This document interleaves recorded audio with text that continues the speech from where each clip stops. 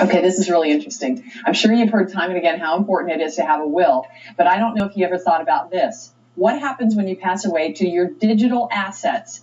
Fox 19's tech expert Dave Hatter is here with what that is and some advice for our digital afterlife.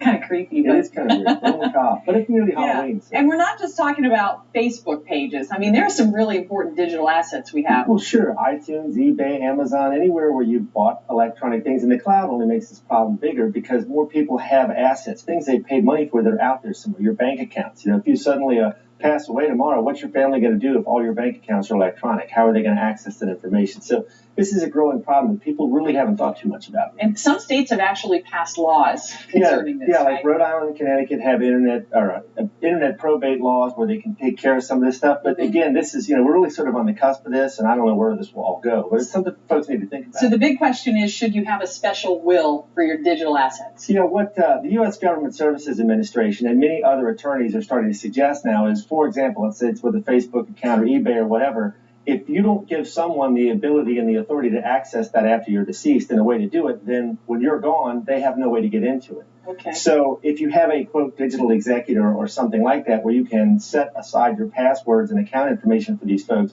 then they have the legal authority to get into these accounts and do so, to hopefully execute your wishes, whatever those are. Do you have to do it legally, or can I just leave a big piece of paper for my husband saying, here's all my stuff? Yeah, you could do that because they're not necessarily going to know. I mean, with banking, it may get more problematic, but for something like Facebook or eBay, they're not necessarily going to know. So if you just go in and extract the money or shut it down or whatever, they're not really going to know. So that would be one simple step you could take, is to make sure whatever online accounts you have, the username and password is stored somewhere securely so someone else can get into it. Okay, and you should name who that person is, whether it's your child or your friend or your husband or wife. Yeah, if it's a husband or wife or something, you could just give them that list. But again, you probably need to think, especially if you have significant assets out there, about having someone, a designated person. And when they say digital executor, they're basically saying someone that's going to be more technology savvy than maybe your regular executor, so that they have a way to understand this stuff and do something with it. Where do you suggest people keep that private information? Well, that's a good question. You can download password managers and that kind of thing, but how can you know that stuff is secure? I mean, what I would generally suggest is, if you're really concerned about this, and again, it's something you should at least think about,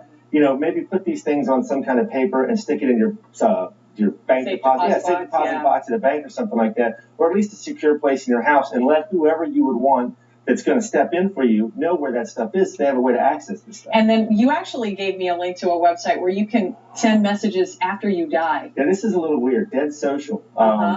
Basically, you can use this service, and either, like, you can have a final message, and they're even working on what they're calling a dead man switch, so you don't even have to have another person involved in it. Really? Yeah, you could send like a final message, or you can have it continue posting, like, I don't know, to your kids on their birthday or something. Oh, my gosh. So it's a little weird, because again, you got to decide, once you're gone, do you want this stuff to stay out there? Right. Do you want to leave your family in a situation where maybe people are saying terrible things about you and there's no way to shut it down? So you at least need to put some thought into, what do you want to happen to this stuff once you're gone? All right, Dave, thanks very much. I have a link to Dave's company, Libertas Technologies, at Fox19.com. I put the Dead Social one on there, too, just in case you're interested in looking around. Thanks. It's a little weird. It is a little bit weird, but great information, though. I never thought about it.